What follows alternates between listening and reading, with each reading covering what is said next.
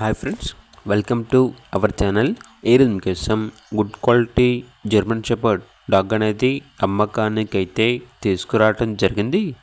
Only one female dog Alba ఉంది. ఈ dog వచ్చేసి 40 డేస్ ప్రెగ్నెంట్ డాగ్ అని అయితే చెప్పడం అయితే జరిగింది.